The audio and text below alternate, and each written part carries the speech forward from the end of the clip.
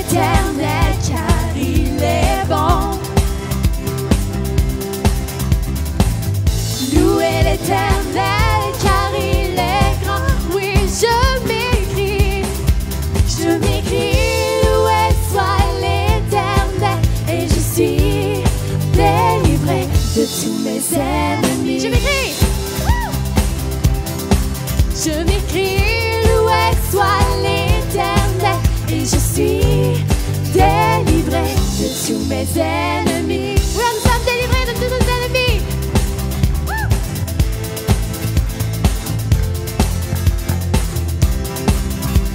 Louez l'Éternel.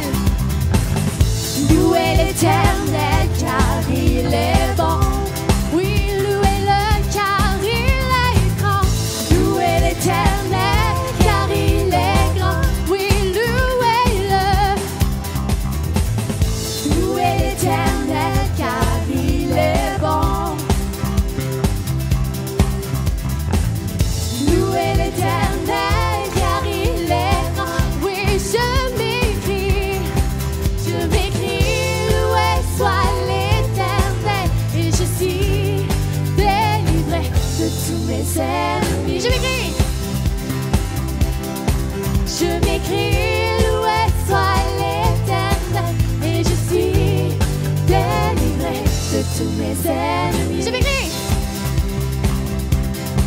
Je m'écris, loué soit l'Éternel, et je suis délivré de tous mes ennemis. Voilà. Papala, papala, papala, papala. Hey, hey. Papala, papala, papala, papala. Papala, papala, papala, papala. Hey, hey. Papala, papala, papala, papala. Oui, je m'écris, loué soit l'Éternel. Je m'écris, loué soit l'Éternel. Je m'écris, loué soit l'Éternel, et je suis délivré de tous mes ennemis. Alléluia. Je m'écris, loué soit l'Éternel, et je suis délivré de tous mes ennemis. Oh! Bienvenue au Centre Réveil International. Quelle belle journée pour louer l'Éternel. Et j'aimerais vous demander une question ce matin. Combien de vous êtes ici pour la conférence des femmes modelée par sa grâce? Comment? Est-ce qu'on peut avoir un petit cri de joie? Alors, j'aimerais souhaiter aussi la bienvenue à tous ceux et celles qui nous viennent par le biais d'Internet ce matin. Nos campus Québec, Lac-Saint-Jean, aussi ceux qui nous suivent par le biais de la radio présentement, 92,7 FM dans la région d'Ottawa, Gatineau. On vous souhaite à vous un bon matin. Et c'est un temps ce matin pour rentrer dans la présence de Dieu. Est-ce que vous avez des soucis ce matin? Est-ce que vous avez des inquiétudes ce matin? Sachez que l'Éternel vous rendre libre de tout souci, de tout fardeau. Est-ce qu'on est prêt à laisser toutes choses ce matin par la parole aux pieds de Jésus? Come on, Jésus est merveilleux. Alors, je vous encourage ce matin, peu importe vos soucis, peu importe les fardeaux, peu importe ce que vous portez, sachez que Christ a tout porté pour vous ce matin. Comme on a la croix, il a tout porté. Amen. Alors, le service va durer environ 90 minutes. On prie pour les malades. Alors, si vous êtes malade dans votre corps ce matin, on vous encourage à venir par après devant. Et on croit que Christ a porté aussi tous vos maladies. Il a porté toutes vos souffrances afin que vous puissiez être libres ce matin. Alors, Père, on te remercie pour ta présence. Merci pour ton Saint-Esprit. Et Père, on te donne libre accès dans ce lieu. Fais ce que tu désires. Dans le précieux nom de Jésus. Et tout le monde dit Amen. Alors, saluez quelqu'un pendant qu'on redébute la louange. Saluez quelqu'un et souhaitez-leur la bienvenue au Centre Réveil.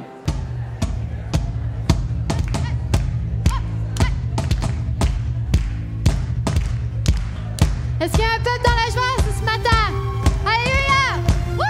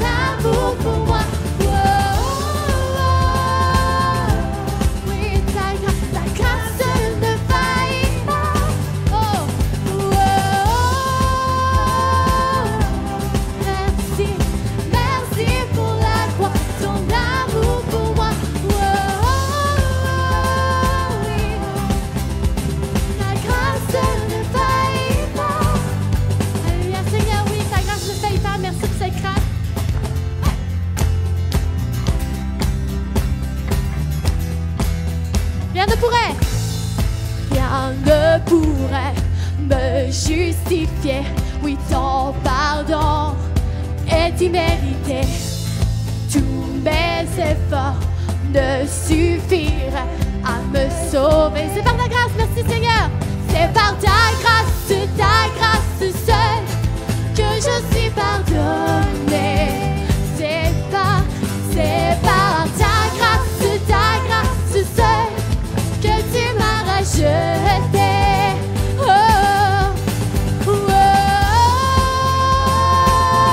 Merci, oui merci pour la croix, ton amour pour moi.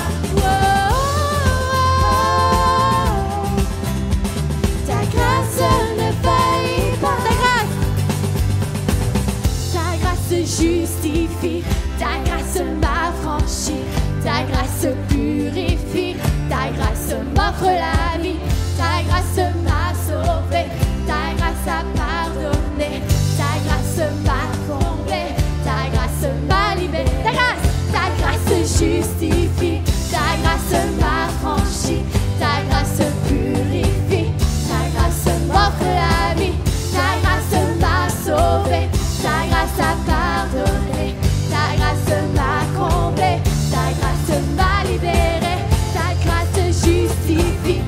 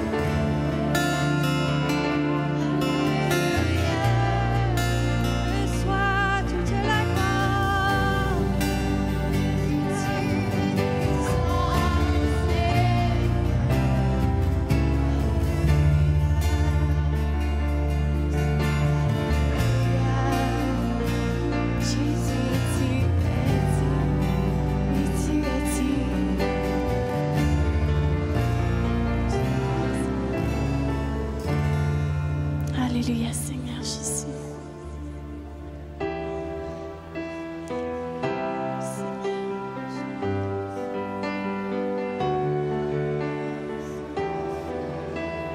Seigneur, nous sommes bien dans ta présence. La puissance est dans le nom de Jésus. La puissance est dans le nom de Jésus. La puissance est dans le nom de Jésus.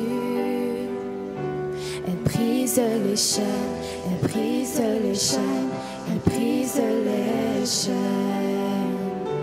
Elle brise les chaînes, elle brise les chaînes, elle brise les chaînes. La puissance est dans le nom de Jésus. La puissance est dans le nom de Jésus. La puissance est dans le nom de Jésus. Elle brise les chaînes, elle brise les chaînes, elle brise les chaînes. Elle brise les chaînes, elle brise les chaînes, elle brise les chaînes. La puissance est dans le nom de Jésus. La puissance est dans le nom de Jésus. Oh, la puissance est dans le nom de Jésus. Elle brise les chaînes, elle brise les chaînes, elle brise les chaînes. Oh, elle brise les chaînes, elle brise les chaînes, elle brise les chaînes. Elle brise les chaînes, elle brise les chaînes, elle brise les chaînes.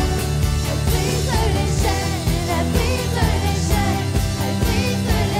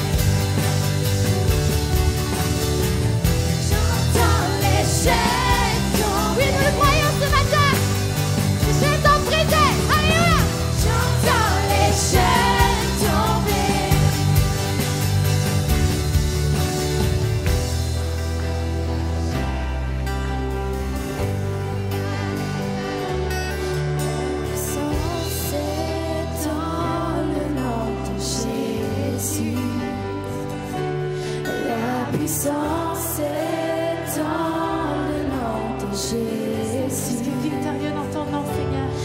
La puissance est dans le nom de Jésus.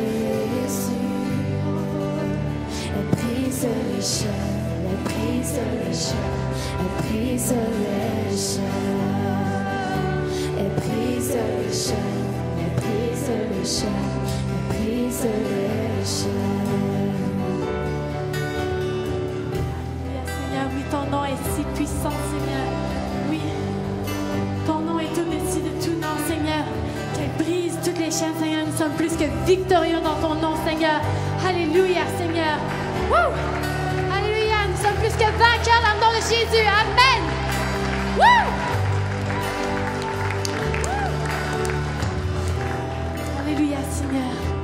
Seigneur, ces chaînes sont brisées dans ce lieu. Amen. Alléluia. Oui, Seigneur, nous voulons t'adorer, nous voulons t'exalter, Seigneur. Tu es digne de louange et d'adoration, Seigneur. Seigneur, que ton règne puisse régner sur cette terre, Seigneur. Alléluia, Seigneur. Oui, nous voulons t'adorer à l'infini, Seigneur. Tu es notre tout, Seigneur, notre refuge, notre ancre, Seigneur. Mon Dieu, il vit pour toujours. Il règne avec puissance. La terre se prosterne devant lui, car il est exalté. Adorez-le.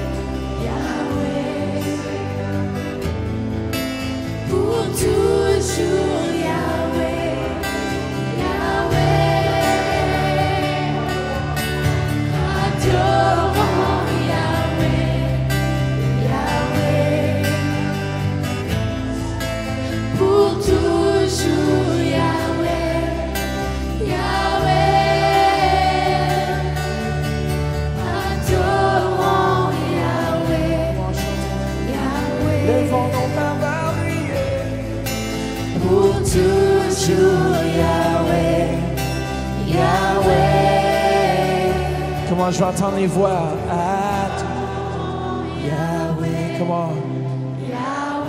Oui, Jésus est pour toujours. Yahweh, Yahweh. Encore une fois, chantons-le.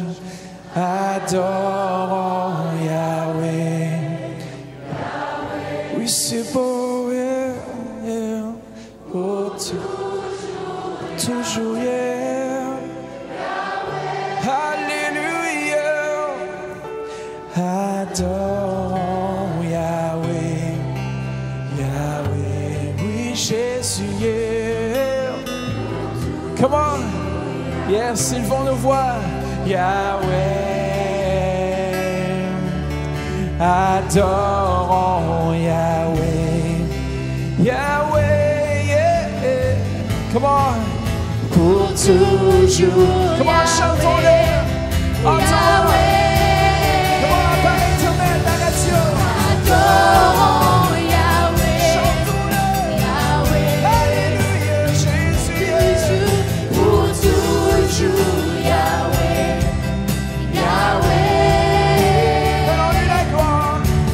Adorons Yahweh, c'est mon nom, Yahweh. Jésus est pour toujours, Yahweh, Yahweh. Allez, il régnera pour toujours, il régnera pour toujours, il régnera pour toujours et à jamais. Toujours, il régnera, pour toujours, il régnera, pour toujours et à jamais. mon Dieu. Alléluia, Seigneur. Oh, oh, oh. Comment faites juste élever vos voix pour quelques instants? Comment laissez un chant monter de votre cœur? Laissez une louange sortir de votre bouche vers le roi des rois. Come on. Faites juste le remercier pour ce qu'il fait dans votre vie. Remerciez-le pour la victoire qu'il vous donne aujourd'hui. Remerciez-le pour les victoires que vous allez avoir demain. Père, merci, tu es un Dieu fidèle, Seigneur. Père, on s'appuie sur ta parole ce matin. On s'appuie sur tes promesses, Seigneur Jésus, sachant que tu es le Dieu Tout-Puissant, le Dieu qui répond, le Dieu qui est là. Père, merci pour ta présence. Merci pour ton Saint-Esprit. Comment Québec, Lac-Saint-Jean, faites juste le remercier ce matin. Père, on a un cœur reconnaissant vers toi aujourd'hui, Seigneur, pour ce que tu fais, pour ce que tu vas faire. Comment, pour ce que tu as fait, Seigneur. Merci. Merci, Seigneur Jésus. Alléluia. Amen. Tournez-vous vers quelqu'un ce matin. Dites-leur, je dépose mon souci au pied de la croix ce matin. Come on. Ce matin, c'est notre dernière session avec notre invité Audrey Mack. On a eu une conférence de femmes extraordinaire. Et j'aimerais donner l'occasion à une ou deux femmes de témoigner de ce que Dieu a fait dans leur vie durant cette fin de semaine. Alors, Thérèse de Québec, alors. Alors, une vieille chrétienne qui avait encore besoin d'entendre ce message-là. Une vieille chrétienne qui est tourmentée par la culpabilité, qui se lève le matin, veut plaire à Dieu, veut être parfaite, puis ça fait pas une demi-heure qu'elle vit, puis en tout cas, j'exagère, mais tu sais, tu t'enfarges, là, mais la grâce, c'est la grâce, l'amour. Dieu, j'ai compris plus l'amour de Dieu. Puis je vais les écouter encore parce que j'ai besoin de les écouter encore, mais l'amour que Dieu a pour nous, quand tu te sens aimé, tu peux plus donner, tu es plus libre. Tu te sens aimé, ça tourne. Amen. Merci. Super, merci beaucoup. Une autre? Oui, viens-t'en, Cristal. Cristal, notre jeune mariée. Elle est partie se marier à Noël. Bonjour tout le monde. J'étais en train d'écrire juste là derrière. Audrey Mack avait dit la première soirée de notre conférence qu'après, il y aura des gens qui vont avoir des songes et tout, sur tout ce qu'elle était en train de dire. Ben, ça ne s'est pas passé le vendredi, la nuit, mais ça s'est passé hier, la nuit, hier à aujourd'hui matin. Et je me suis réveillée vraiment comme tourmentée. Moi, je m'attendais à ce que ça soit un message du genre modélé, Dieu nous a changés et tout. C'était un message complètement différent, je ne saisissais pas. C'est hier la nuit que j'ai vraiment saisi l'importance de ce message. Et le Seigneur me parlait des mensonges du diable. C'est ce que le diable fait en nous, la sémence qu'il met en nous d'un manque d'amour, de culpabilité. C'est vraiment quelque chose de grave. Alors, je vais le lire rapidement, juste à l'endroit où je me suis arrêtée. Alors, dans ce songe, le Seigneur me disait, c'est comme ça que le diable détruit les vies de jeunes femmes et de jeunes hommes qui sont dans la dépression, plongés dans la culpabilité. J'ai entendu un cœur battre rapidement et puis s'arrêter brusquement. J'avais en main une jeune femme qui était un visage familier, qui souffrait de la culpabilité, qui pensait qu'à cause de ses erreurs, son père peut-être était mort à cause de ça. Elle était vraiment rongée par la culpabilité. Alors, j'ai entendu un cœur battre rapidement et s'arrêter brusquement. J'ai senti cette douleur, cette sensation d'un cœur qui s'arrête. Qu'a-t-il de pire qu'un cœur qui s'arrête alors qu'on croit être en vie? C'est cela le mensonge du diable. Il cherche un moyen pour dérober notre vie si précieuse. La vie dont notre Seigneur Jésus-Christ est mort. Il est mort à la croix pour nous. Il nous a donné cette vie. Il nous a délivrés, on est désormais libre. Il n'y a vraiment pas de raison de vivre dans la culpabilité, de penser que l'on doit faire des efforts extra pour plaire à notre Dieu. On n'a plus rien à faire, il a tout fait à la croix. On est libre and that's it. Merci beaucoup. Alors sans plus tarder, Audrey Mac, c'est à toi. On l'accueille chaleureusement. Alors sans plus tarder, Audrey Mac, c'est à toi. On l'accueille chaleureusement. Merci. Alléluia. Je voudrais souligner que on a vendredi soir et hier on a fait sur ma page on a fait une Facebook live.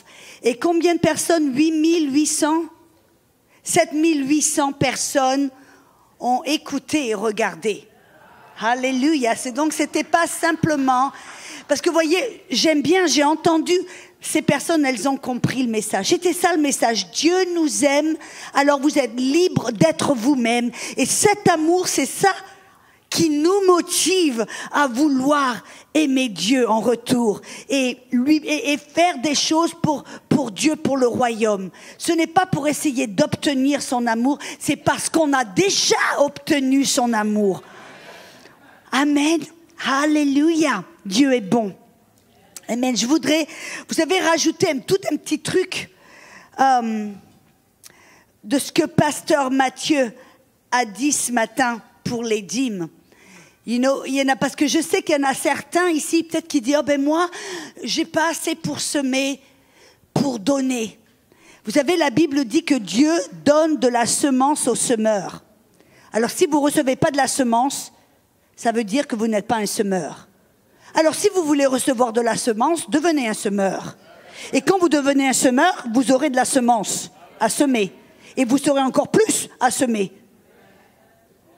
Point à la ligne. Je crois que ça en dit assez. Amen. Alléluia. C'est un plaisir, c'est un honneur de donner, de participer. Et je vous garantis une chose, quand on va arriver au Seigneur, quand on va arriver au ciel, on va taper dessus peut-être, je ne sais pas. Mais on va pas regretter, on va pas avoir parce qu'on a semé, non, on va vouloir se donner des claques parce qu'on n'a pas assez semé. On va se dire, oh, si seulement j'avais semé plus. Parce qu'il va se passer au ciel, ce que l'on va recevoir, notre place et notre influence au ciel va être déterminée par ce que l'on sème, ce que l'on donne de notre vie, ce qui nous a été confié en tant qu'intendant. On nous a confié une vie ici.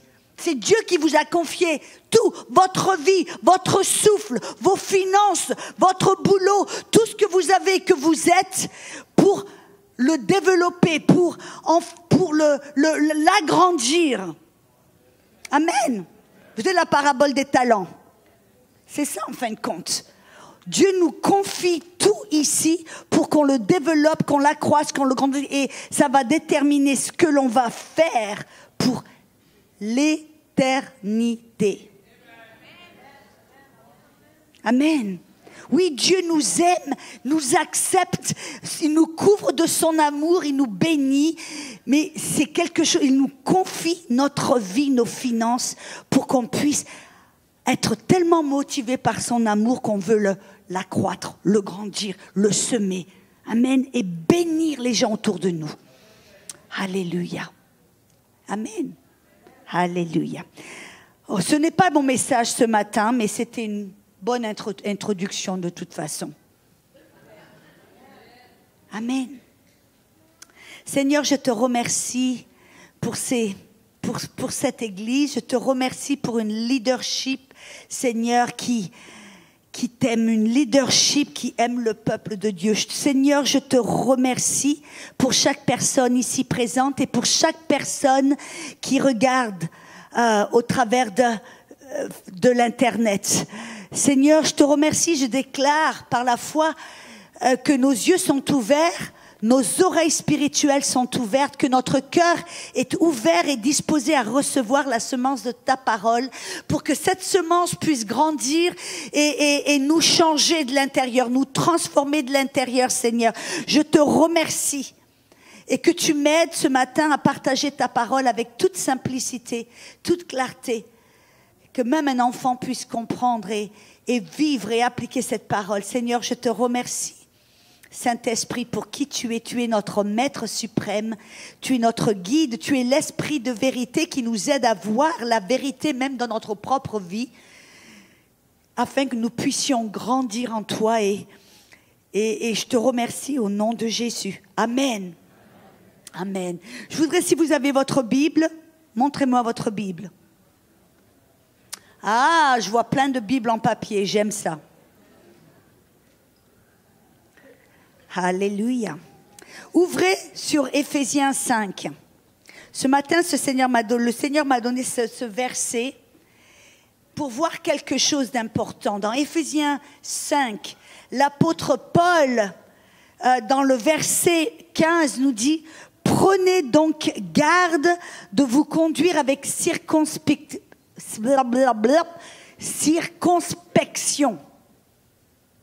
Qu'est-ce que c'est circonspection? On entend, il y a la parole, ça vient de la racine cercle.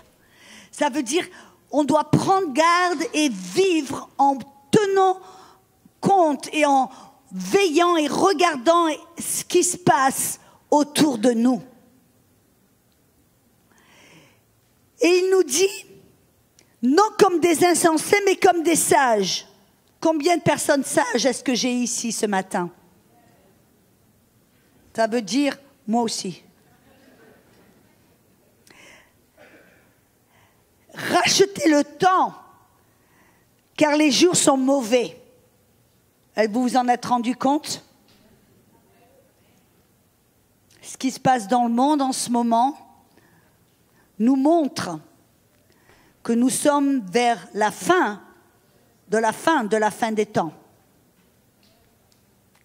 C'est pourquoi ne soyez pas inconsidérés, mais comprenez quelle est la volonté du Seigneur.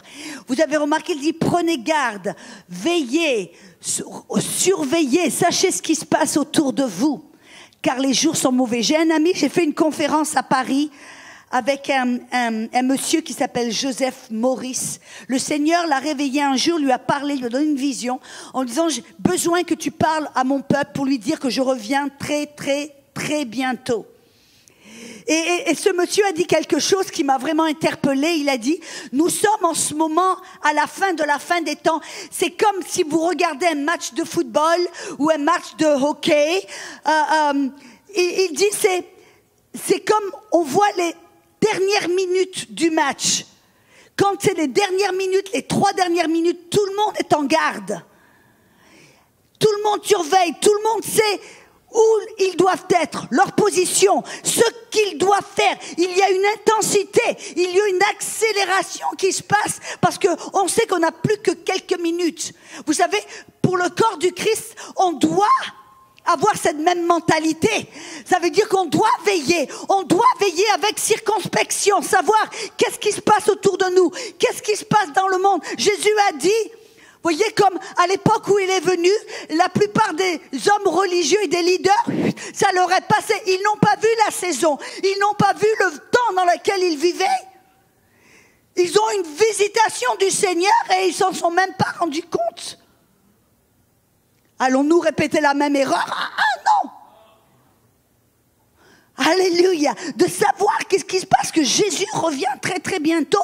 Et qu'est-ce que ça veut dire si Dieu a choisi que tu vives à cet endroit, à cette époque, c'est pas une erreur. Chacun d'entre nous, on a été choisi avant la fondation du monde pour vivre ici, maintenant. Et Dieu, il a un rôle précis pour chacun d'entre nous. Que vous soyez toutes jeunes ou moins jeunes, vous avez quelque chose à faire.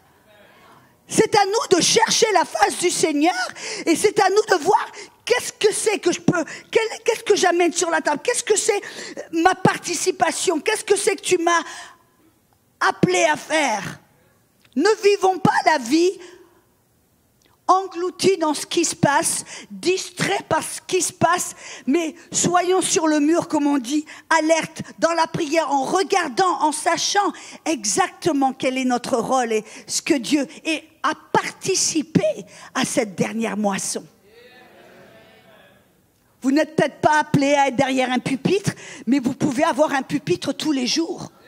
Vous pouvez être dans votre cuisine, devant une tasse de café avec une voisine ou un voisin, ou aller manger un bout au restaurant ou au supermarché devant la caissière, et vous pouvez avoir un pupitre virtuel. Ça veut dire que vous pouvez partager votre témoignage, ce que le Seigneur a fait pour vous, ou le message que Dieu a mis dans votre cœur, ou simplement un grand sourire avec un mot d'encouragement. Des fois, ça en dit bien plus. D'être alerte avec circonspection, parce que Dieu va mettre des gens sur votre chemin, Dieu va mettre des personnes dans votre entourage que vous puissiez influencer pour sa gloire. Ne vivons pas une vie engloutie ou recroquevillée sur nous-mêmes en étudiant notre nombril. Merci pour ce amen de mise, je crois que je vais rester là. Alors ce matin,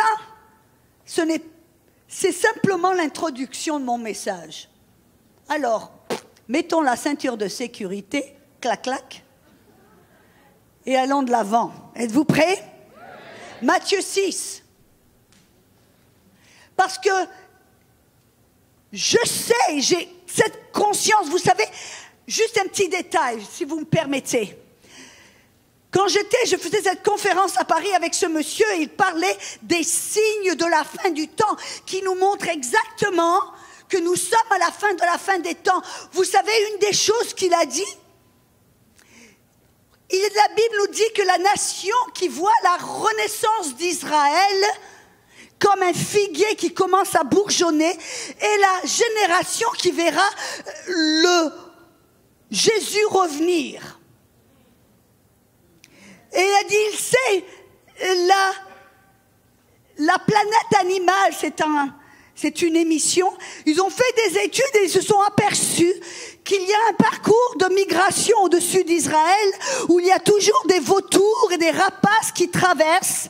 Il dit, mais il y a quelque chose qui s'est passé intéressant, c'est que ces vautours, ces rapaces n'ont pas traversé, ils ont trouvé et cherché un endroit pour atterrir et rester et construire leur nid.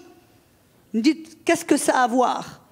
La Bible nous dit dans le livre d'Ézéchiel, qui est un des livres prophétiques qui parle de l'Église et du retour de Jésus, qui nous dit que quand il y aura la bataille d'Armageddon, bref, vous savez de quoi je parle? Et qu'il y aura tous les ennemis qui vont attaquer Israël dans le nord, dans l'ouest et dans le sud. Il y aura tellement de morts, tellement de cadavres qu'il n'y aura pas assez de personnes pour les enterrer. Ils auront une équipe de nettoyage, les vautours. Vous savez qu'est-ce que ça veut dire? Comme au temps de Noé. Quand les animaux sont venus deux par deux, ils sont rentrés dans l'arche, tout le monde se demandait qu'est-ce qui s'est passé? Tout le monde, ça leur a dépassé au-dessus de la tête, sauf les animaux. Les animaux savaient le temps. Les animaux ont commencé à bouger, à rentrer. c'est ce qui se passe. C'est l'équipe de nettoyage qui est sur place. Vous savez qu'est-ce que ça veut dire qu'on est à la fin de la fin des temps? Ça veut dire que vous et moi, on doit être sages. On ne doit pas vivre d'une manière insensée, tellement consumé sur notre propre sort qu'on oublie et qu'on ne voit pas ce qui se passe autour de nous, qu'on n'est pas alerte, qu'on n'est pas à la veillance que l'on doit faire et accomplir ce que Dieu nous a appelé chacun d'entre nous.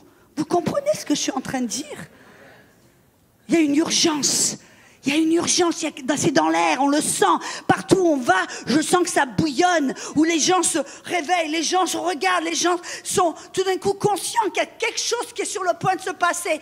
Comme les animaux qui sont rentrés deux par deux, parce qu'ils savaient la saison, ils savaient le temps, il y a quelque chose qui se passe. Amen. Mais j'ai remarqué qu'il y a l'ennemi qui est aussi au travail. Dieu est à l'œuvre. Ça, je vous le garantis. Mais l'ennemi est aussi au travail. Cet esprit d'antéchrist qui essaie d'amener ce nouvel ordre mondial, cette globalisation. Il y a des choses qu'il est en train de faire pour essayer d'installer ce domaine et ce royaume pour l'antéchrist. Il est à l'œuvre. Et afin que le peuple de Dieu n'accomplisse pas leur appel, que le peuple de Dieu ne fasse pas et ne soit pas réveillé et alerte, il va faire en sorte que le peuple commence à s'endormir, commence à s'assoupir, commence à s'appesantir. Êtes-vous dans Matthieu 5? Je vous ai donné un petit peu de temps, n'est-ce pas? Dans Matthieu 5, dans le verset, on commence au verset 25. Matthieu 6, oui. Matthieu 25 au verset 34. Qu'est-ce que j'ai dit? Matthieu 26, oh non, Matthieu 6, verset 25 à 34. C'est Jésus qui parle. Faisons attention. C'est pourquoi je vous le dis, ne vous inquiétez pas pour votre vie, de ce que vous mangerez, ni pour votre corps, de quoi vous serez vêtus. Et par manque de temps, je vais m'arrêter là, mais si vous regardez jusqu'au verset 34, à plusieurs reprises, Jésus dit la même chose. Ne vous inquiétez de... Ne vous inquiétez pour... Ne vous souciez de... Si Jésus dit quelque chose une fois, on fait attention. S'il dit plusieurs fois, alors on sait qu'il y a un message qu'il veut ancrer dans notre cœur. Et c'est intéressant que dans la culture et la société dans laquelle nous vivons, l'inquiétude est acceptée comme responsabilité. Si vous, par exemple, vous avez perdu votre boulot, vous avez un membre cher de votre famille qui a une maladie grave tout d'un coup, si vous ne vous souciez pas, si vous ne vous inquiétez pas, on va vous regarder, on dit mais il est complètement irresponsable. Mais il s'en fiche. On va nous regarder comme quelqu'un qui n'aime pas la personne, comme quelqu'un qui est irresponsable, aucune sagesse, aucune responsabilité. Est-ce que je dis la vérité? Oui. Ça vous est déjà arrivé que quelque chose vous arrive, puis vous dites non, moi je vais faire confiance en Dieu, je ne vais pas me soucier. Et puis tout le monde vous regarde et dit mais ça va pas toi? Tu t'en fiches? Ça te fait pas de soucis? Tu t'en fiches de ce qui s'est passé? Et si vous dites non, moi je fais confiance en Dieu, ils te regardent en regardant en l'air comme disant ah ouais, c'est irresponsable, farfelu chrétien. C'est intéressant, c'est ce que Jésus nous a... C'est pas une suggestion, si vous voulez. Non, ne vous inquiétez de rien, zéro, commandement de Dieu. Pourquoi? Parce que Jésus même, il le dit. Combien d'entre vous pouvez-vous ajouter une coudée? Si on vous inquiétait, vous vous rappelez le jour où vous vous êtes vraiment inquiété, ça vous en a même rendu malade. Et puis plus tard, toutes les choses se sont arrangées. Et puis vous avez regardé en disant, mais pourquoi j'ai pas mangé, j'ai pas dormi, et puis tout s'est bien arrangé. C'est ce que Jésus vient de dire. Vous ne pouvez rien changer en vous inquiétant. Je dirais même, rajouterais même, en nous inquiétant, on rend les choses encore pires et encore pires et encore pires. Avez-vous entendu que le corps médical a prouvé maintenant que, je ne sais pas exactement le nombre, je ne veux pas exagérer, mais je pense que c'est du 70, même plus %. Je ne veux pas être évangélistique, je veux être raisonnable, mais je crois que c'est du 70%. Ils ont dit que la plupart des malades qui sont dans les hôpitaux, ça vient de maladies psychosomatiques. Ça vient du stress. Vous savez, il y a un verset pour ça. Les médecins ont découvert ce que la Bible a dit depuis des milliers d'années. Proverbe 12, 25 dit, l'inquiétude dans le cœur de l'homme va l'abattre. Une autre version dit, va le déprimer. Et il y a un autre verset dans Proverbe 17, 22 qui dit que la déprime, la dépression, ça va ronger les os.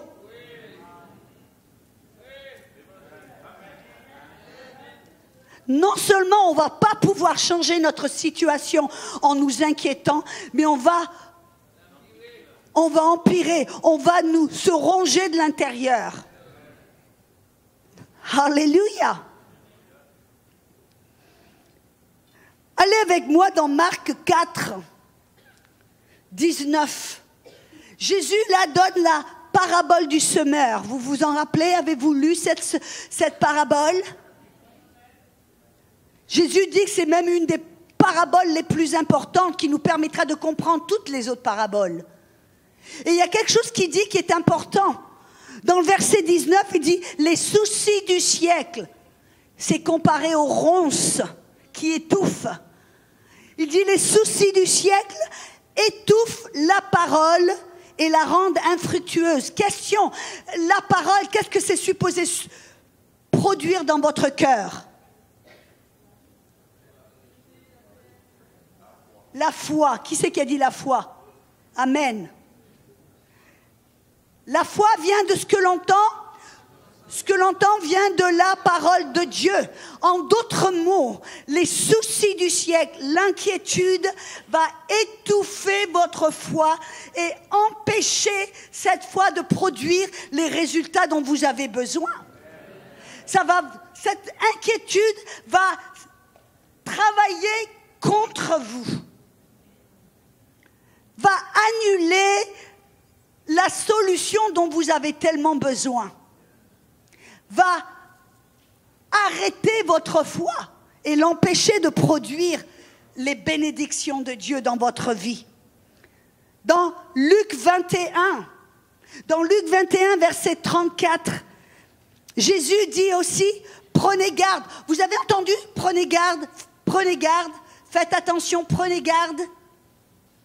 Prenez garde à vous-même, de craindre que vos cœurs ne s'apesantissent par les excès du manger et du boire et par les soucis de la vie, et que ce jour ne vienne sur vous à l'improviste. C'était de ça dont on parlait. De quel jour vienne à l'improviste? Le retour de Jésus? Vous savez la parabole des 10 vierges? 5 qui étaient sages, qui faisaient attention, 5 autres qui étaient appesantis, endormis, qui ont loupé la visitation. Vous savez comment ça peut se produire, s'endormir, s'appesantir? Il nous montre les soucis du siècle. L'inquiétude peut vous faire rentrer dans un sommeil. Et vous avez remarqué que c'est comparé avec la gloutonnerie et l'ivresse. Vous avez déjà trop mangé et vous sortez de la table. Et la seule chose que vous avez envie de faire, c'est vous allonger et dormir. Vous avez déjà un peu trop bu et tout d'un coup, on voit double, on ne voit pas ce qui se passe autour, on perd la vision, on perd la focalisation. C'est exactement de ça que Jésus est en train de parler. Prenez garde, faites attention. Ne voyez pas les soucis comme votre ami, comme ça fait partie de la vie, c'est votre ennemi. C'est la stratégie numéro 1 de l'ennemi pour vous endormir, vous appesantir, pour vous faire en sorte que vous oubliez ce qui se passe autour de vous, pour être alerte, à l'œuvre et prêt pour le retour de Jésus. C'est la stratégie de l'ennemi dans ces temps. Alors, comment combattre contre cette stratégie? La Bible nous le dit, êtes-vous prêts? Dans Philippiens 4, verset 6, il nous dit de donner notre problème, ce qui nous cause ce souci, de donner ce problème à Dieu. Comment? Par la prière. Philippiens 4, 6 dit, ne vous inquiétez de que quelque chose, non, de rien. Zéro, de rien. Ne vous inquiétez de rien, mais en toute chose, faites connaître vos besoins à Dieu par des prières, des supplications, avec des actions de grâce. Pourquoi? Parce qu'on sait qu'en Jésus, on a déjà la victoire. On sait qu'on a déjà gagné le match de football avant le commencement du match. Ça nous donne une différente perspective. Ça nous permet de nous débarrasser de ces soucis. Par la prière, on peut prier et donner ce souci à Dieu. Et la Bible nous dit aussi, on doit apprendre à lui faire confiance. C'est une chose de lui donner le souci, c'est une autre chose de lui faire confiance, sachant qu'il va l'accomplir, qu'il va s'en occuper, qu'il n'est pas allongé, endormi, en se disant « Oh, qu'est-ce qui se passe en bas ?» Non, il sait exactement ce qui se passe dans votre vie et il s'en occupe, il est à l'œuvre. Si vous le lui donnez et si vous lui faites confiance avec ce problème. La Bible nous dit aussi, écoutez ce verset, Psaume 37, verset 5, « Recommande ton sort à l'Éternel, mets en lui ta confiance et on peut lui faire confiance parce qu'on sait qu'il va. Amen. Psaume 55, verset 23 dit « Remets ton sort à l'Éternel et il te soutiendra. Il ne laissera jamais chanceler le juste. » C'est ce qui nous permet de lui faire confiance. On sait, il connaît notre besoin. Matthieu dit, il sait ce dont vous avez besoin, même avant que vous le demandiez. Cependant, c'est bien de le lui demander. Qu'est-ce qu'en lui demandant, on lui remet notre besoin, on lui confie notre problème, on lui fait confiance, on sait qu'il va agir, on sait qu'il va s'en occuper et qu'il ne va pas nous laisser tomber. Et puis la Bible nous dit aussi, on doit arrêter d'essayer de tout comprendre. Comment ça va se passer? Comment il va le faire? C'est pas notre boulot, c'est pas notre problème. Notre problème, donne-lui ton problème. Fais-lui confiance. C'est qu'il va agir. C'est qu'il va pas te laisser tomber. Et comment il va le faire? Où il va le faire? C'est pas notre problème. C'est ce que la Bible dit. Proverbe 3,5 dit « Confie-toi en l'Éternel de tout ton cœur. » De tout ton cœur, ça veut dire ton esprit, ton âme, ta volonté, tes émotions. Oh, avec tout mon cœur, je vais te confier mon problème.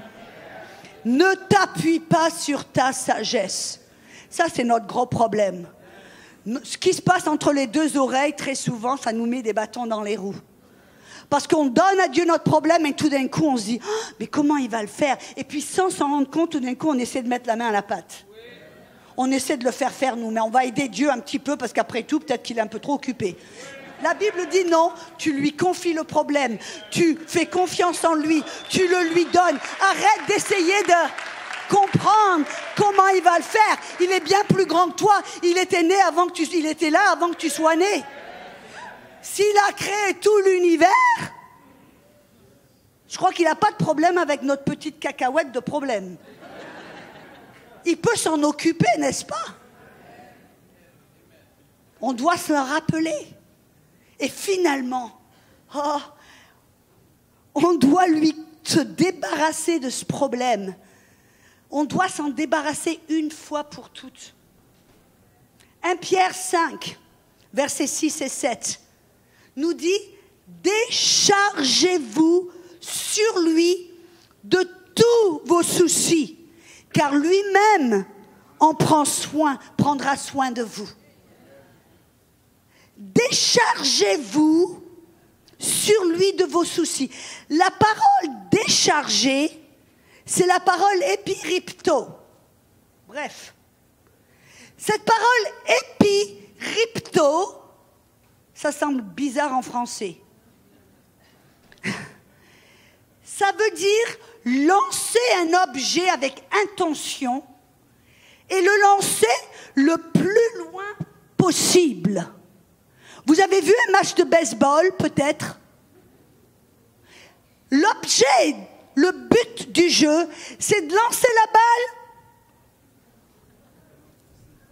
le plus loin possible afin que vous ne puissiez pas aller le reprendre. Si vous avez regardé un match de football, de baseball, le but c'est ils essayent, s'ils peuvent, envoyer la balle dans les gradins afin que personne puisse ne le ramener à la base.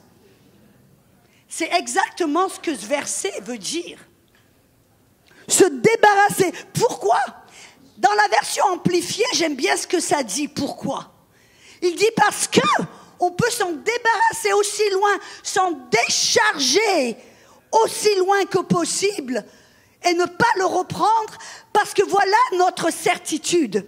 Il prend soin de toi. Il fait de toi sa priorité numéro 1. Tu es sa préoccupation personnelle. Quand on a une révélation de l'amour de Dieu, c'est pas difficile à comprendre et à accepter. Vous voyez, c'est difficile pour quelqu'un, comme on vient de voir ce matin, qui ne comprend pas la grâce, cet amour inconditionnel, cette passion pour sa création. On dit, ouais, moi, sa première, oui, Dieu me tolère.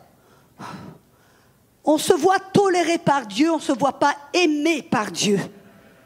Et quand on entend quelqu'un que notre problème, on peut le lui donner parce qu'on est sa priorité personnelle. Il veut prendre soin de nous. Il fait de nous sa priorité numéro 1. Il veut prendre, il veut nous aider. Immédiatement, il est là pour nous. Quand on connaît sa grâce, c'est pour ça qu'on a une conférence modelée par la grâce. Afin que quand on fait face à des problèmes, qu'on puisse, avec facilité, lui donner ce problème en sachant et le lui confier. Et s'en décharger aussi loin que possible pour ne pas le reprendre. Parce que vous savez, oui, Dieu est là pour prendre notre problème, s'en occuper et le résoudre. Mais il y a l'ennemi, comme j'ai dit, sa stratégie, c'est lui qui nous amène les problèmes d'abord. Et puis c'est lui qui veut nous rappeler que ce problème est toujours là. Et c'est lui qui veut nous faire croire que Dieu s'en occupe pas. Et c'est lui qui essaie de nous persuader que ça va jamais arriver.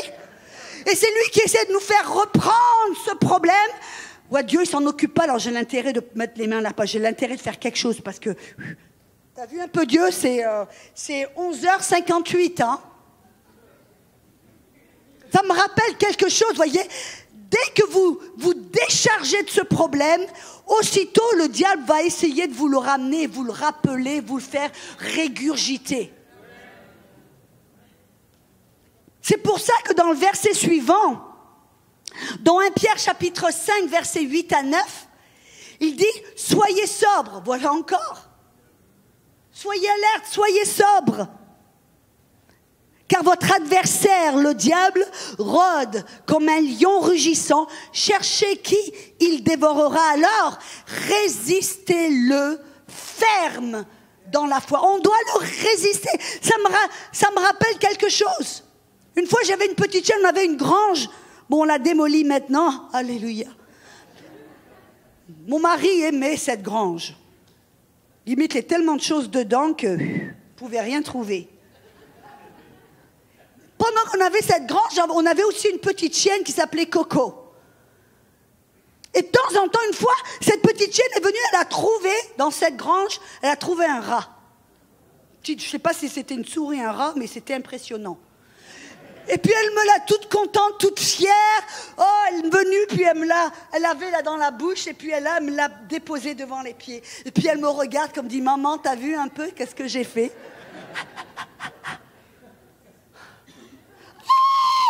Heureusement qu'elle était morte. J'ai pris cette souris par la queue. Et alors avec courage et détermination et intention,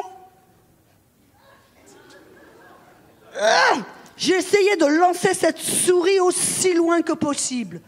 Messieurs, mesdames, grande erreur. Vous savez la suite de l'histoire. Vous étiez là peut-être. Elle est revenue, elle est allée la chercher, elle l'a trouvée, je ne sais pas comment, et puis elle est revenue.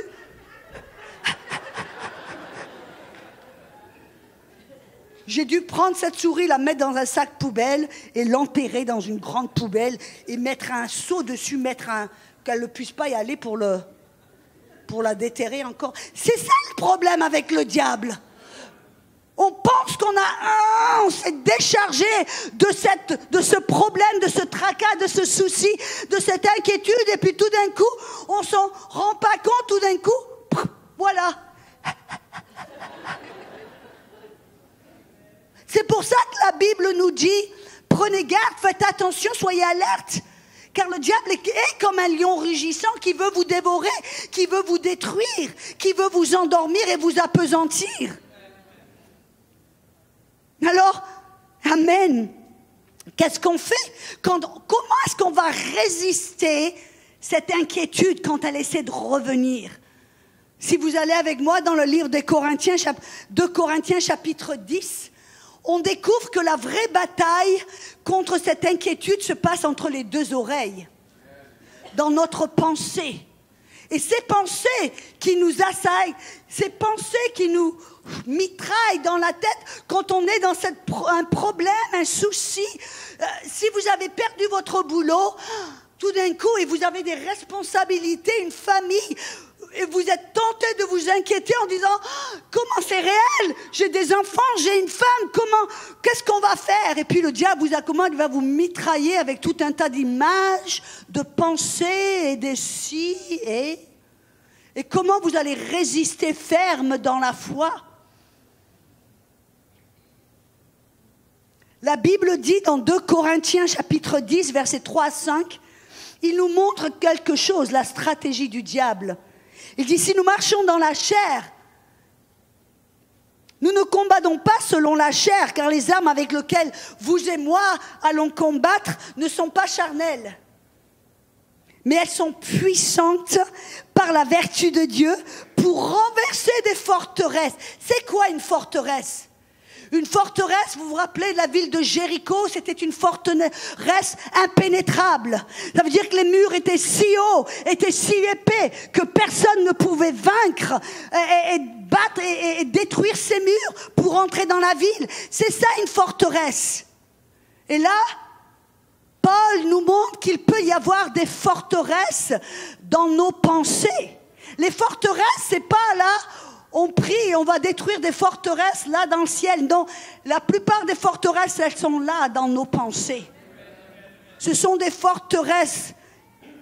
Il dit que les armes que Dieu nous a données, elles sont puissantes pour renverser ou détruire ces forteresses, renversant les raisonnements de toute hauteur qui veut s'élever contre la connaissance de Dieu. Et nous amenons, vous et moi, toute pensée captive à l'obéissance de Christ. Je veux vous montrer quelque chose.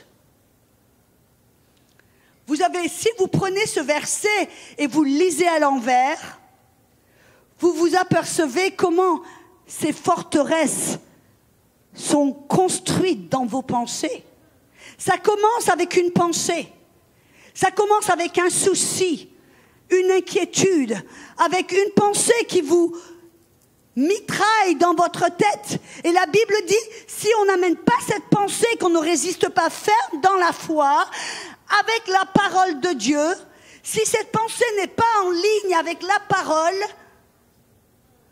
on doit la renverser, on doit l'arrêter, on doit l'annuler et s'en débarrasser, s'en décharger aussi loin que possible, dire ça c'est un mensonge. Elle est où la jeune fille? Exposer les mensonges, c'est ça qu'on doit faire. Et si on ne le fait pas, qu'est-ce qui se passe? Cette pensée commence à devenir un raisonnement. C'est quoi un raisonnement? Dans le grec, c'est comme une argumentation, un débat. Vous avez déjà vu deux personnes dans un débat? Toi, tu penses ainsi, moi, je pense autrement. Et puis, hop, il y a une petite bataille là qui se fait pour décider qui c'est qui a raison. Ça aussi, ça peut se passer dans votre tête. Si vous passez trop de temps à penser sur cette pensée et vous ne l'abattez pas immédiatement, vous allez rentrer dans un débat contre la parole de Dieu. Et si vous restez aussi longtemps dans ce débat et vous commencez à raisonner contre la parole de Dieu, exemple, ouais, tu sais, Dieu a dit qu'il allait pourvoir tous mes besoins selon sa richesse en gloire. Ouais, mais tu te rappelles, tante Gertrude, elle avait perdu son boulot et puis après, elle a perdu sa maison, elle a perdu en repossédé sa voiture. Ou si vous vous tenez pour la guérison, tout d'un coup, oui, je sais, la Bible dit, par les meurtrissures de Jésus, tu es guéri. Rappelle-toi, on avait prié pour oncle Robert. Et Robert, il est mort du cancer. Alors tu sais, qu'est-ce que c'est ça? Un raisonnement, une argumentation, un débat contre la parole de Dieu. Disant en fin de compte, oui, la parole, je sais que ça dit ceci et cela, mais mon expérience va prouver autrement. Et si on n'arrête pas ces débats et cette argumentation, qu'est-ce qui se passe? Ça devient une forteresse. Une forteresse qui maintenant va empêcher la vérité d'infiltrer, d'aller et d'abattre, de vous permettre de marcher dans la paix, la vérité.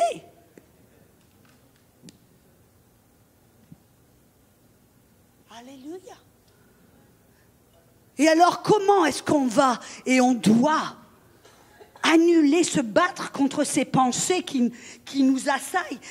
Vous avez déjà eu cette expérience où la peur vient, l'inquiétude vient, et tout d'un coup, ça essaie de vous, non seulement de vous remplir, mais de vous paralyser, et ça va vous peindre un tableau de la situation la pire possible. Ça va vous engouffrer dans un schéma de désespoir. Qu'est-ce que vous faites? Quelles sont nos armes? La parole de Dieu, c'est une épée à double tranchant. C'est pour cela que l'on doit apprendre à méditer la parole. On a vu dans Philippiens, chapitre 6, de donner à Dieu tous nos problèmes. Et après, il dit, méditez sur ce qui est bon, noble, qui est agréable, parfait. Méditez sur ces choses et la paix de Dieu viendra sur vous. Méditez la parole. C'est pour cela, messieurs, mesdames, qu'est-ce qui va se passer? Méditer la parole, faire en sorte, c'est pas simplement un petit clin d'œil et lire tout vite et très vite. C'est prendre la parole, la mastiquer afin qu'elle rentre dans notre cœur. C'est très important. Pourquoi? Parce que quand vous êtes quelque part, vous n'avez pas accès à votre Bible, que vous ne pouvez pas aller, ma concordance, ok, où est-ce qu'il y a la guérison? Oh, il y a des versets où c'est là, il était dans la guérison. Oh, c'est où les versets sur la mort? Oh. Non, si la parole est dans nos cœurs, tout d'un coup on peut sortir la parole. C'est ce que Jésus a fait. Quand il a été tenté, c'est mon opinion. Quand Jésus a été tenté, c'est pas un petit diable avec des cornes et une fourche qui est venu. Il a été attaqué exactement comme vous et moi, dans ses pensées. Mais comment il a vaincu ses pensées?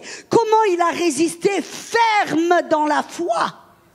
Il a ouvert sa bouche.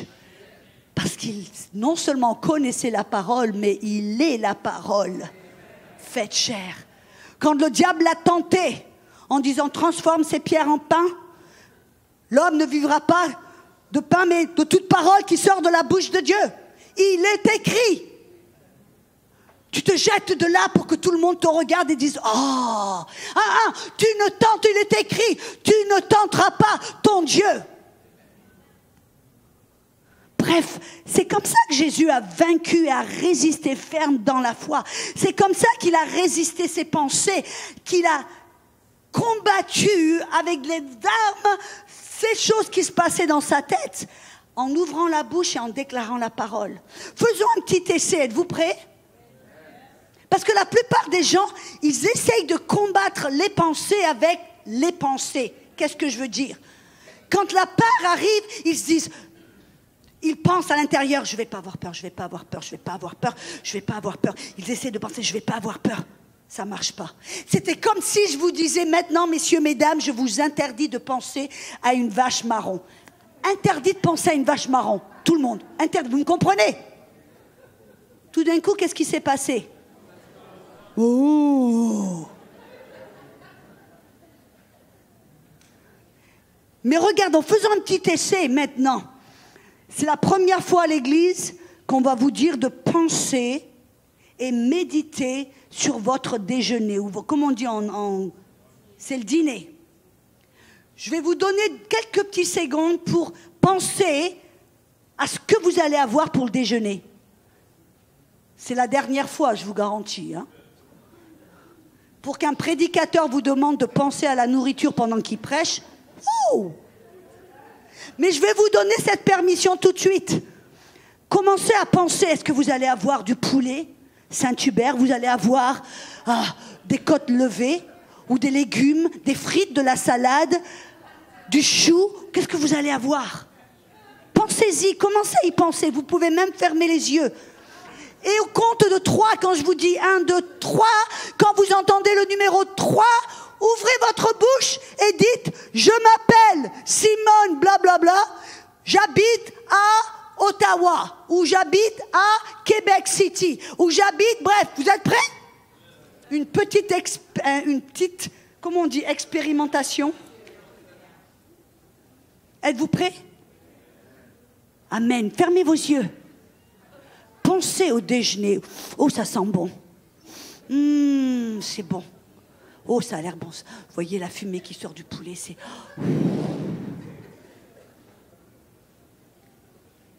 1, 2, 3.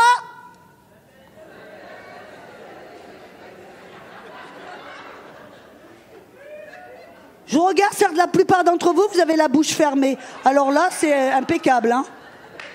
C'est le problème dans le corps du Christ. On essaie de combattre le diable avec la bouche fermée. Et ça ne marche pas. Quand David a vaincu le géant, non seulement il est allé en courant vers Goliath, mais il est allé en courant avec la bouche ouverte. Qui est cette... Qu'est-ce qu'il a dit en français? Ce quoi? Incirconcis, qui défie les armées d'Israël. Mais la question est, pour ceux d'entre vous qui avaient coopéré gentiment avec ma petite truc, qu'est-ce qui s'est passé? Dès que vous avez, voilà, c'est ça Madeleine, dès que vous avez ouvert la bouche, les pensées, paf, ça s'est arrêté. Il y a des études médicales qui disent que quand la bouche s'ouvre, les pensées, le cerveau, paf, s'arrête. Sauf quand on prie en langue. Donc ça nous montre ce que Jésus a fait, nous pouvons le faire. Quand l'ennemi vous attaque dans vos pensées, que la peur et l'inquiétude essaient de vous paralyser, de vous appesantir et de vous faire en sorte que vous voulez vous recroqueviller sur vous-même, vous devez vous tenir, résister et vous tenir ferme dans la foi avec les armes de Dieu qui sont la parole de Dieu dans votre bouche. Vous méditez la parole, vous déclarez la parole. Ne soyez pas paresseux, messieurs, mesdames. Quand vous êtes face à un problème, allez dans votre source de vérité, trouvez des versets qui s'approprient à votre problème, méditez-les, mettez-les dans votre cœur. Ce seront des armes comme les pierres que David a jetées, a vaincu Goliath. De la même manière, vous pourrez vaincre votre problème. Et finalement, pour vaincre cette inquiétude, anéantir cette inquiétude. Non seulement vous méditez la parole pour la mettre dans votre cœur, non seulement vous devez ouvrir votre bouche pour arrêter ce flot de pensées négatives, mais troisièmement, vous devez protéger votre cœur. C'est pas tout de mettre la parole dans votre cœur, vous devez filtrer ce qui essaie de rentrer. Si vous regardez tout un tas d'émissions, de trucs sur l'internet, des films qui sont remplis de peur, de maladie, de mort, etc., etc., qu'est-ce que vous pensez que ça va faire dans votre cœur? Ça va le rendre malade. C'est pour ça que David dit, garde ton cœur avec toute diligence, parce que c'est de là que sortent les issues de la vie. Méditez la parole, ouvrez votre bouche, protégez votre cœur. Et vous allez voir que votre Goliath n'a aucune chance. Vous allez voir, alléluia, que vous allez être réveillé, alerte, circonspect. Bref, vous savez ce qui allait se passer autour de vous. Et vous allez être prêt, agile dans le royaume de Dieu. Savoir ce qui se passe. Amen. Vous n'allez pas être appesanti et sous dans le souci et le tracas. Paralysé par cette inquiétude. Donc je vais vous demander de fermer vos yeux.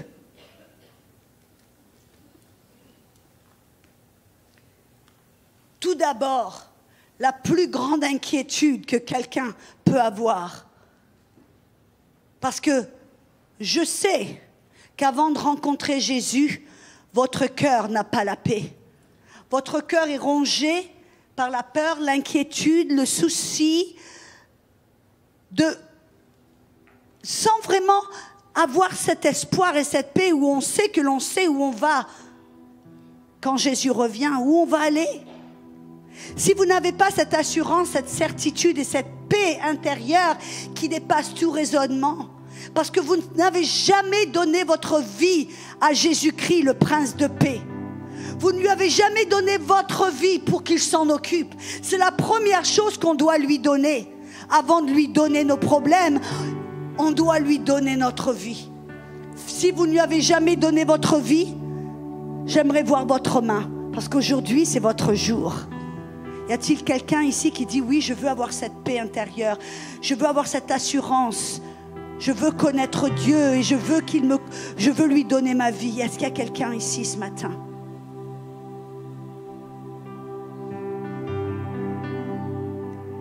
Si aussi, pour vous qui regardez sur l'internet en live et vous vous dites, oui, moi, je n'ai pas cette paix parce que je ne connais pas le Prince de paix, je ne lui ai jamais donné ma vie. Oui, vous allez peut-être à l'église. Aller à l'église n'est pas suffisant. Vous devez être en Christ. Vous devez être greffé dans le corps du Christ par votre confession de foi qui vient du cœur.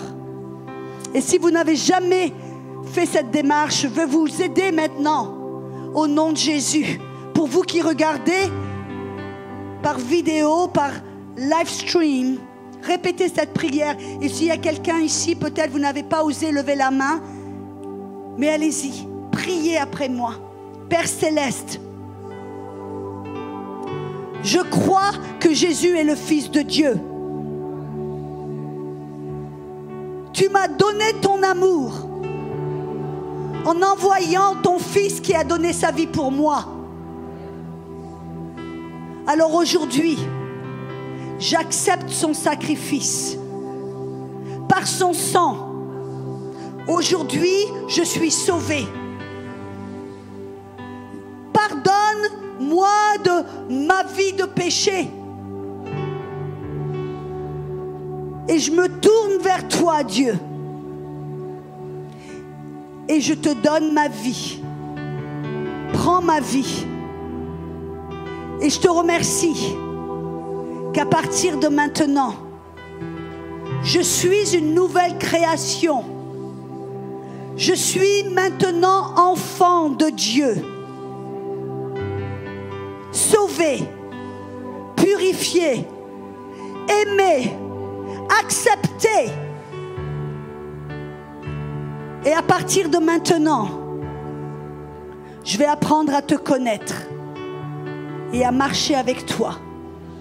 Je te remercie au nom de Jésus.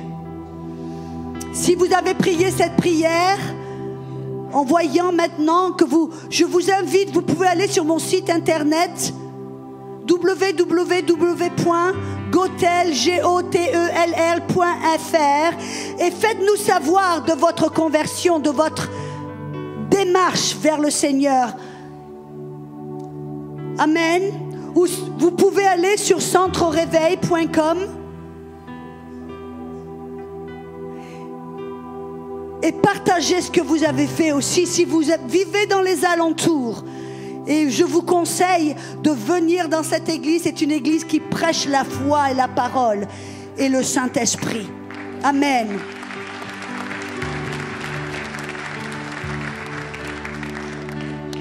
Mais pour ceux d'entre vous ici maintenant, si ce que j'ai partagé ce matin vous a interpellé, que vous êtes le genre de personne ou que vous avez un souci présentement, ou que vous êtes le genre de personne qui se soucie facilement, et vous savez maintenant que il doit y avoir un changement dans votre vie. Vous devez tourner, changer, donner votre problème au Seigneur pour qu'il s'en occupe. Je vais vous demander de fermer vos yeux. Je ne vais pas vous retenir trop longtemps. Mais c'est important maintenant de faire cette démarche. Si c'est vous et vous dites j'ai besoin de prier, j'ai besoin de me décharger de mon problème, de me décharger de cette façon, de ce souci qui est seconde nature. Si c'est vous, levez votre main. Oui, je vois ces mains, oui, oui. Partout au travers de cette salle. Répétez après moi. Je vais vous demander de vous lever. Levez-vous. Levez-vous.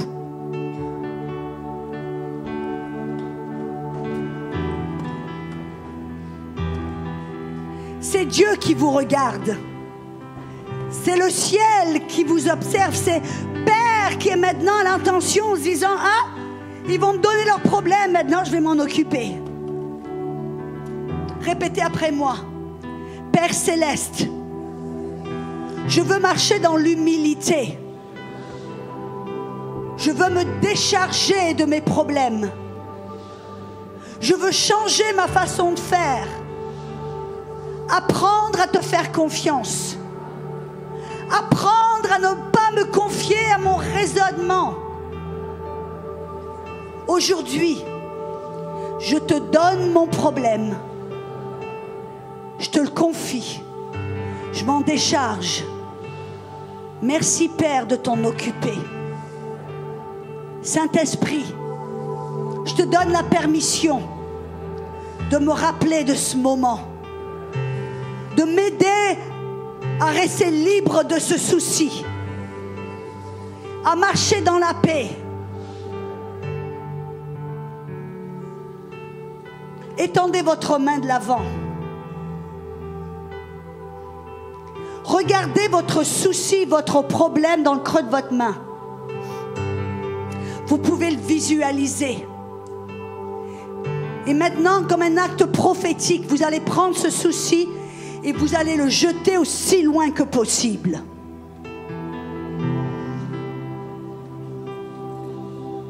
Oh, ça y est, c'est envoyé dans les gradins. Et Coco, elle n'est plus là.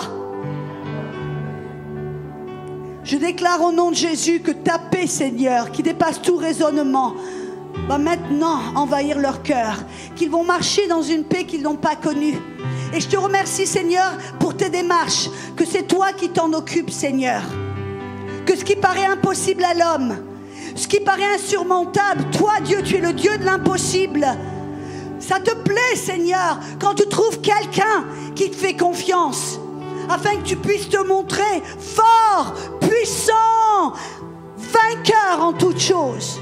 Car celui qui vit en vous est plus grand et plus puissant que tout souci dans le monde et tout ce qui est dans le monde. Alors je prie au nom de Jésus que la paix du Seigneur reste sur vous, envahisse votre cœur et vous guide, vous mène vers la victoire. Au nom de Jésus, soyez bénis. Amen.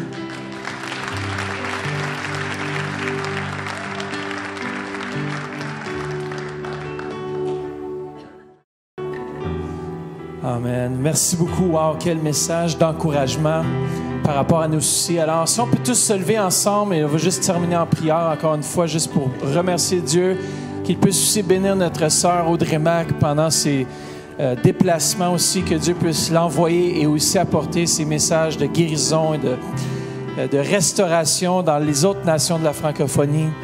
Et Père, je te remercie pour ce temps. Merci pour ta présence. Merci pour ton Saint-Esprit qui est dans ce lieu.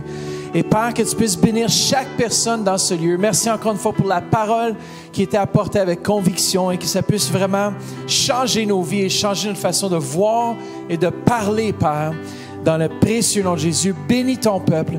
Dans le nom de Jésus, j'ai pris ces choses. Amen. Bon dimanche à vous. Si vous avez besoin de prière, venez devant l'équipe qui est ici. On veut prier pour vous. Si vous êtes malade dans votre corps, c'est votre occasion. On veut prier et croire que Dieu guérit.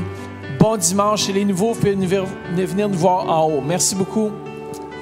À vendredi soir.